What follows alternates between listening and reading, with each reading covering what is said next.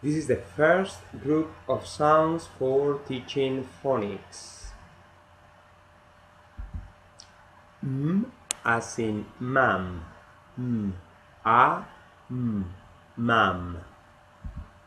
E as in black, b, l, e, k, black.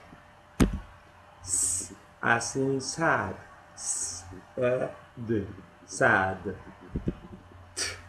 As in 10, t, e, n, 10. D as in dad, d, e, d, dad.